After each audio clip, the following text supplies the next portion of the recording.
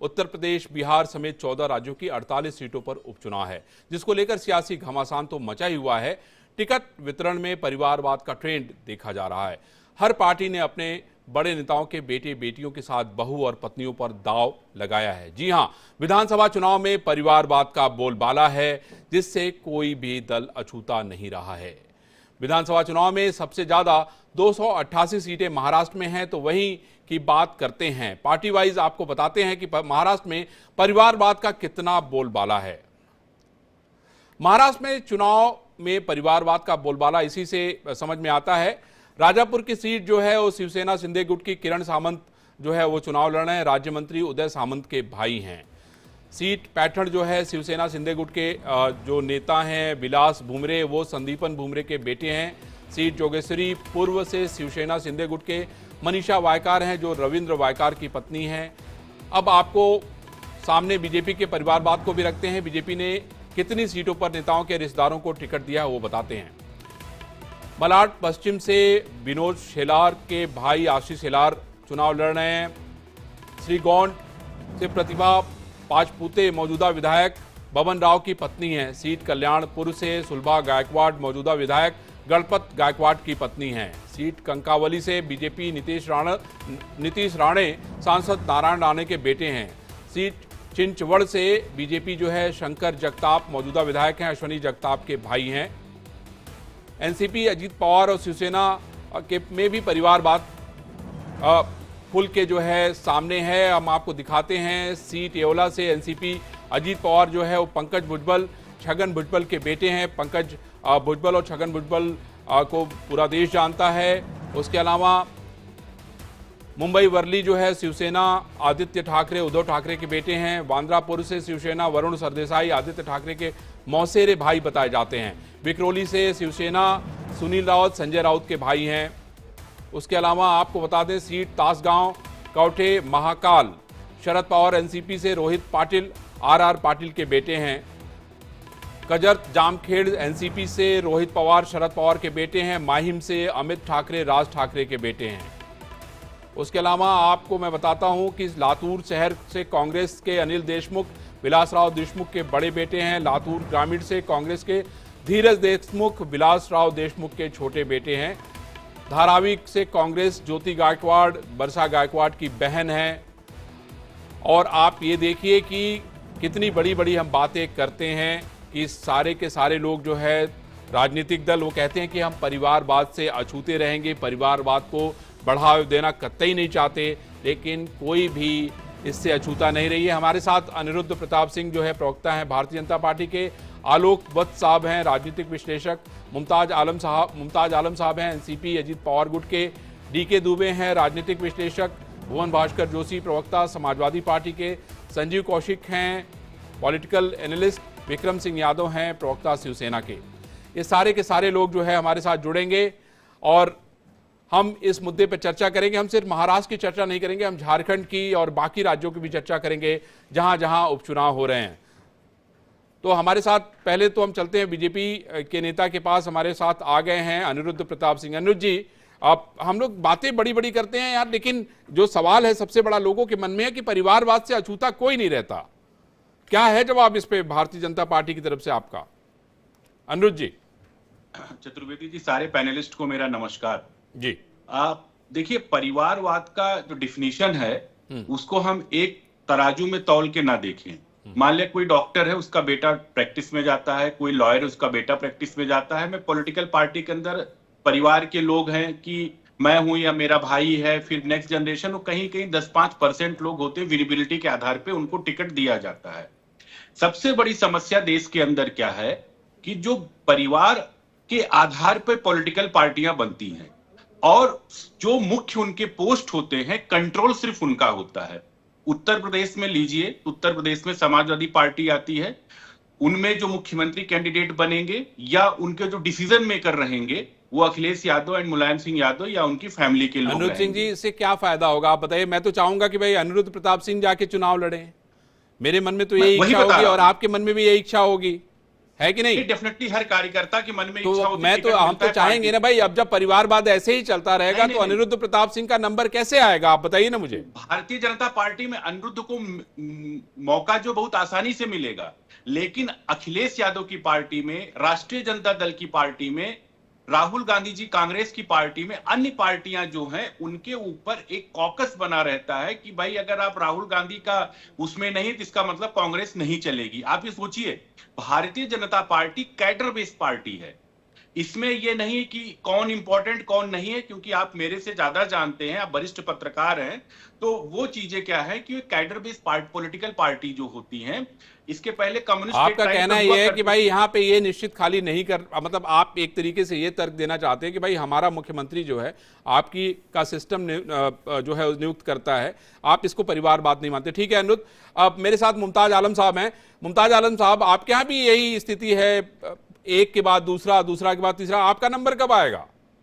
नहीं देखिए, ऐसा है, नंबर जरूर आता है लेकिन एक भरोसे की बात होती है, और जब क्राइसिस में कोई पार्टी होती है और जब हालात ऐसे होते हैं तो उसमें जाहिर है कि फिर मजबूत जो चेहरे होते हैं जिन पे एतमाद होता है उनको मैदान में उतारा जाता है। और मैंने पहले भी आपके चैनल पे कहा था कि बात परिवारवाद की नहीं, बात यह है कि कौन कितना स्ट्रगल कर रहा है, कौन कितना मैदान में जा रहा है और किस पर कौन कितना भरोसा कर रहा है, ये इंपॉर्टेंट चीज होती है। मुमताज आलम साहब, ये तो बात समझ में आ गया। मुमताज साहब एक मिनट, हम इसी में एक काउंटर, मेरा सवाल है, फिर बाकी लोगों का नंबर कैसे? बहुत सारे ऐसे जिन लोगों को टिकट दिया गया है उसकी गारंटी नहीं, मैं आपको बता रहा हूं, वहां पे आप खोजेंगे तो और भी आपको मजबूत लोग मिलेंगे, आपके कार्यकर्ताओं में मिलेंगे, लेकिन सवाल यही है ना कि नेताओं की नजर नहीं पड़ती उस पर। कई बार भाई मुमताज आलम रिजवी पे क्यों नहीं नजर पड़ी? आप पे भी तो नजर पड़नी चाहिए। मैं आपको बताऊं, कई बार बड़ी मजबूरी भी होती है, क्योंकि ऐसा भी होता है कि कई कैंडिडेट जैसे हो जाते हैं और उनको लगता है कहीं ऐसा ना हो कि इख्तिलाफ हो जाए आपस में और टकराव, और इसकी वजह से भी ये फैसला लेना पड़ता है कई जगह। और फिर देखिए, ऐसा है कि जो माहौल बन गया है, कांग्रेस ये माहौल बनाया किसने, आप ये बताइए। मैं तो ये पूछना चाहता हूँ, ये माहौल जो है कांग्रेस ने मैं बनाया। तो सिर्फ यही कहना चाहता हूँ साहब कि कोई तो विरोध करे, कोई तो विरोध करे मुमताज साहब, कोई तो कहे कि नहीं भाई हम जो है परिवारवाद नहीं, हम कार्यकर्तावाद को बढ़ावा देंगे, हमारे कार्यकर्ता चुनाव लड़ेंगे। जिसको कह दिया भाई अजीत दादा ने, हमने उसको टिकट दे दिया। अरे ऐसे कब तक चलेगा मुमताज भाई? नहीं, ऐसा नहीं होता है। देखिए, ऐसा नहीं होता, ये आपको शायद पता नहीं है, इसकी बाकायदा जो है ब्लॉक लेवल की कमेटी बनती है। ऐसा नहीं होता ये जो आप समझ रहे हैं, टिक भले ही लगाएं। एक मिनट, हर मुमताज भाई ठीक है, हमारे साथ दो साथी हैं। मुमताज भाई, हम इतनी राजनीति तो समझते हैं, हम इतनी राजनीति तो समझते हैं। डीके दुबे साहब, ठीक है, टिक तो उसमें कोई भाई यूनिवर्सिटी में भी कोई एक ही वाइस चांसलर बनेगा, हाँ उसमें पहले 20। चलिए मुमताज भाई, हमारी सहानुभूति पूरी आपके साथ है, मेरी पूरी सहानुभूति आपके साथ है, आपको जल्दी से टिकट मिले, मैं यही चाहूंगा। अब उसके अलावा मैं आलोक वत्स जी मेरे साथ हैं। आलोक वत्स जी, मुझे ये बताइए कि ये जो सारे पॉलिटिशियन हैं कितनी बड़ी बड़ी बातें करते हैं कि नहीं भाई हम जो है परिवारवाद के घोर विरोधी हैं। यहाँ देखिए हमारे साथ समाजवादी पार्टी के इतने वरिष्ठ नेता हैं, इतनी बढ़िया बातें करते हैं, लेकिन अभी न इनको राज्यसभा भेजा गया, न एमएलसी बनाया गया। अब प्रश्न यही है, अभी हम इनके पास जब समाजवादी पार्टी उत्तर प्रदेश की बात करेंगे तो इनसे बात करेंगे, लेकिन ये बहुत बड़ा सवाल है। आलोक वत्स साहब, मुझे ये बताइए कि एक कैसा ट्रेंड है, कितने समय से ये चल रहा है और इसका कोई समाधान मुझे नजर तो नहीं आ रहा है सर जी। ये मुमताज भाई ने सही कहा, ये ट्रेंड शुरू हुआ था कांग्रेस से, लेकिन ये रोग अब सारे पार्टी को पकड़ चुका है। कोई भी पार्टी इससे अछूता नहीं है और परिवारवाद सभी पार्टियों पर हावी है, रिश्तेदारी सभी पार्टियों पर हावी है, नेताओं के बच्चों को अकोमोडेट करना सभी पार्टी पे हावी है। कोई पार्टी खुल के, और ये जितनी भी बातें करते हैं ना कि ग्राउंड लेवल पे बनता है कमेटी और वो सब दिखावा है, उसका कोई मतलब नहीं होता। अंतोगत्वा जब सीट शेयरिंग की बात आती है तो आलोक सर ठीक है, जितने भी छोटे छोटे कार्यकर्ता होते हैं या मेहनतकश कार्यकर्ता होते हैं, वो सिर्फ झंडा उठाने और अंतोगत्वा झंडा में लिपट के जाने का काम होता है उनका, और कुछ नहीं। ठीक है सर। विक्रम सिंह यादव साहब हैं शिवसेना से। विक्रम साहब ये बताइए, देखिए बड़ी दर्द भरी बात कह दी आलोक जी ने कि कार्यकर्ता सिर्फ झंडा उठाते हैं, दिन भर नारे लगाते हैं और उनकी जिंदगी सिर्फ झंडा उठाने में ही चली जाती है। विक्रम साहब आप बताइए, आप तो इतना पुराने पॉलिटिशियन हैं, महाराष्ट्र में इसमें शिवसेना का बड़ा बोलबाला भी है, आप क्या कहेंगे परिवारवाद को लेके? नहीं, देखिए जी, मैं यही कहूंगा कि परिवारवाद जो है ना, ये बीजेपी का घड़ा हुआ एक जुमला है। क्या परिवारवाद के अलावा, जी। परिवारवाद के अलावा और नेता नहीं है क्या? आप मुझे बताइए, आज हिंदुस्तान में क्या सारे जितने भी नेता सारे परिवार से हैं? देखिए, इसके अंदर कोई किसी पर थोप नहीं सकता।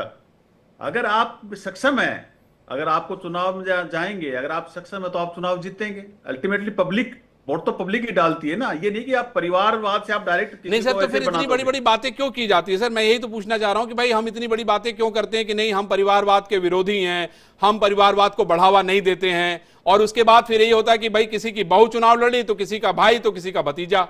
ये आखिर सर कब तक चलेगा सर? और बाकी आपका नंबर कब आएगा सर? हम तो चाहेंगे कि भाई विक्रम सिंह यादव जो है चुनाव लड़े, विधायक बने, मंत्री बने। देखिए ये तो बीजेपी करती है।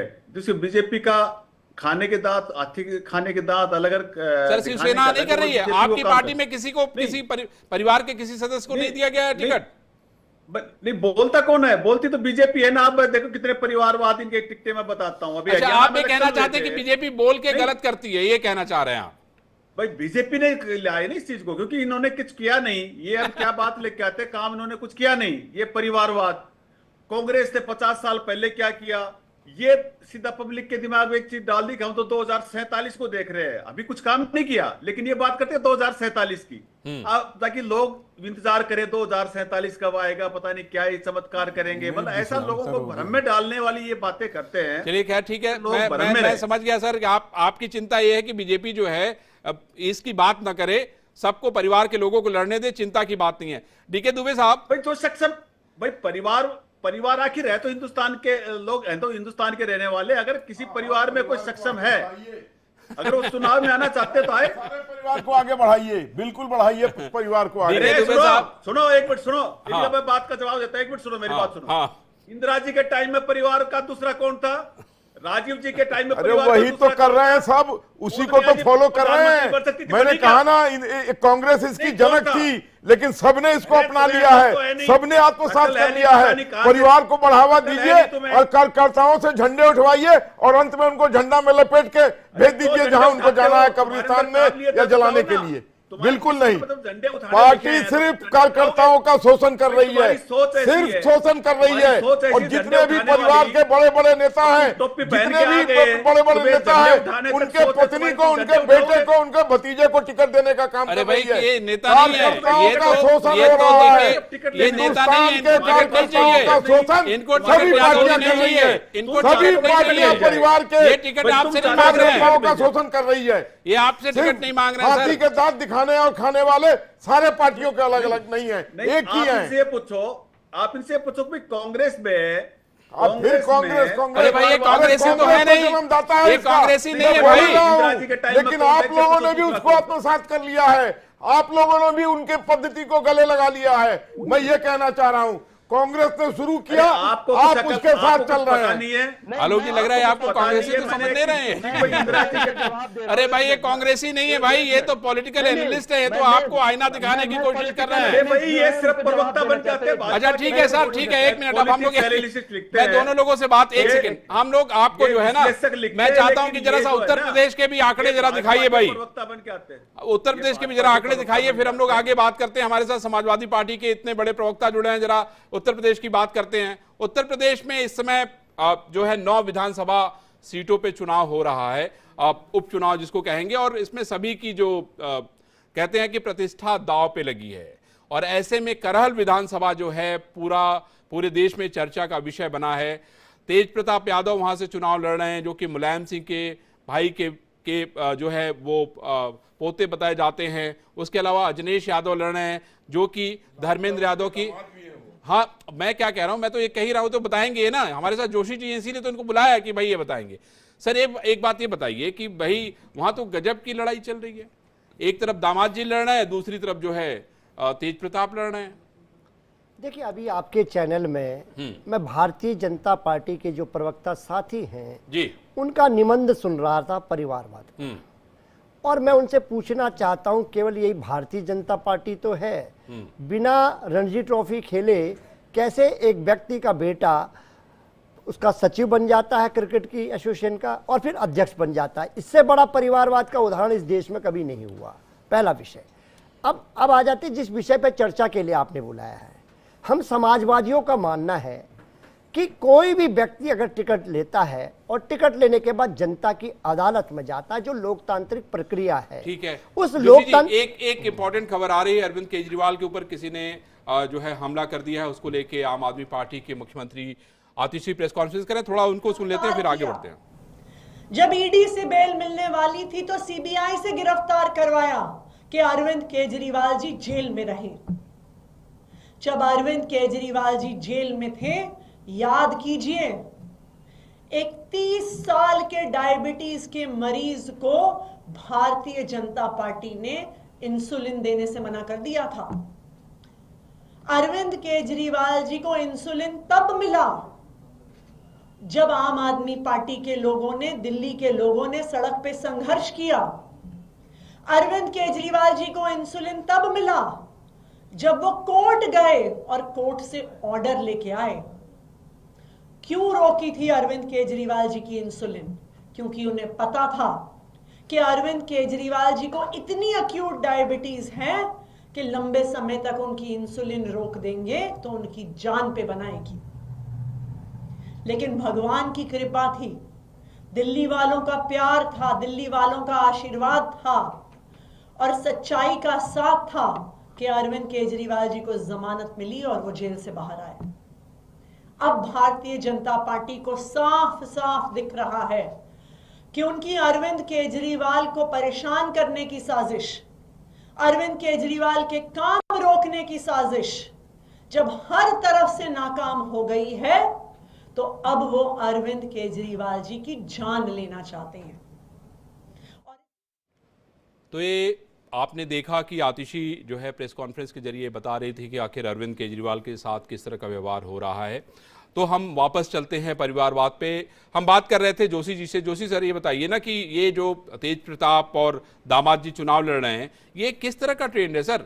इतनी बातें लगातार हो रही हैं परिवारवाद को लेके, और लगातार ये भी हो रहा है कि भाई परिवारवाद से किनारा करे पॉलिटिकल पार्टी। लोग सलाह दे रहे हैं लेकिन कोई मानने के लिए तैयार नहीं है। देखिए, जो हम समाजवादियों का जो कंसेप्ट है, वो कंसेप्ट ये है कि आपको टिकट दिया, टिकट देने के बाद आप जनता की अदालत में गए, जो लोकतांत्रिक प्रक्रिया है। लोकतांत्रिक प्रक्रिया से जीत के आए, तो उन लोगों को सोचना है कि भारतीय जनता पार्टी के पास क्या अपने लोगों का कैंडिडेट नहीं है। ये तय तो उनको करना है, हमें नहीं तय करना है कि आज वो कहां से आयातित करके कैंडिडेटों को लड़ाने का काम कर रहे हैं। ये बात देखने का विषय है। आलोक जी, आप क्या कहेंगे इनके जोशी जी के बात पे? जोशी जी की बात पे क्या कहेंगे आलोक जी? फिर से रिपीट कर दिए, क्या कहा आवाज? आलोक जी ने ये कहा कि भाई देखिए, ऐसा है कि ये तो जनता तय करे ना। ये कह रहे हैं कि हम भाई तेज प्रताप को लड़ाएंगे, उसकी चिंता नहीं है। भाजपा ने भी वहां पे जो है दामाद जी को उतार दिया, जो कि इन्हीं के परिवार के हैं, धर्मेंद्र यादव जी की बहन के जो है वो हस्बैंड हैं, अजनेश यादव जी। तो ये एक बड़ी बात है। देखिए, जहां तक समाजवादी पार्टी का बात है, इनका समाजवाद पहले परिवारवाद है, बाद में समाजवाद है। जिस समय मुख्यमंत्री पर काबिज थे मुलायम सिंह जी या अखिलेश जी, इनके 35 से 37 सदस्य परिवार के विभिन्न पदों पर काबिज थे, या एमपी में हो, या एमएलए में हो, या चेयरमैन में हो, या नगर पालिका के अध्यक्ष हो। तो खैर, इनके यहाँ इसकी बात करना बेमानी है। ये पहले समाजवाद बाद में है, पहले परिवारवाद आता है इनके लिए, उसके बाद समाजवाद आता है। और जिस तरीके का समीकरण अभी इन्होंने बना लिया है उत्तर प्रदेश में, इसमें कोई शक नहीं है कि एक मजबूती पकड़े हुए हैं और किसी भी को भी चुनाव में टक्कर देने का मादा रखते हैं। तो मैं सभी दलों से तो भाई यही कहूंगा कि भाई परिवारवाद की बजाय जो है, अब परिवारवाद की बात करना जी किसी भी दल के लिए बेमानी होगा, बेमानी होगी। हाँ सर, आप कुछ कहना चाह रहे थे, प्लीज बोलिए। हाँ मुमताज भाई, एक मिनट जरा सुन लेते हैं। हाँ जी, बताइए। जी, हाँ, आपको ही कह रहा हूं। जी, अभी प्रोफेसर साहब बोल रहे थे कि भारतीय जनता पार्टी के अंदर जिसका नाम ले रहे थे, जोशी जी, मैं बताऊं कि ये होता क्या है। डिस्ट्रिक्ट क्रिकेट काउंसिल में पहले चुनाव होता है, डिस्ट्रिक्ट क्रिकेट काउंसिल के बाद में स्टेट क्रिकेट काउंसिल में जाते हैं, फिर बीसीसीआई का चुनाव होता है, फिर सारे कंट्रीज के क्रिकेट कंट्रोल बोर्ड के आपस में चुनाव होता है, जो कि आप भी चुनाव में जा सकते हैं डिस्ट्रिक्ट के। पहले आप मेंबर बन के पहले वहां कमेटी के सदस्य बने। दूसरी बात, शरद पवार जी और राजीव शुक्ला जी कौन से क्रिकेट खेलते थे, मुलायम सिंह जी के पूरा कुनबा जो है क्रिकेट खेल एसोसिएशन के कई बड़े पदों पे रहे हैं। ये बात अलग बात आती है। बात यह है कि बार बार ये कहा जाता परिवारवाद पर। देखिए पॉलिटिकल पार्टी, देखिए ऐसा है कि भारतीय जनता पार्टी भी उससे अछूती नहीं है। अनुज जी, हम ये कहेंगे भाई, देखिए हमारे पास समय, मेरे पास समय देखिए बहुत लिमिटेड है, लेकिन मैं इतना जरूर कहूंगा। 10 सेकंड, सिर्फ 10 सेकंड। देखिए पॉलिटिकल पार्टी के अंदर कौन चुनाव लड़ता है, चुनाव जीतता है, वो अलग मुद्दा होता है।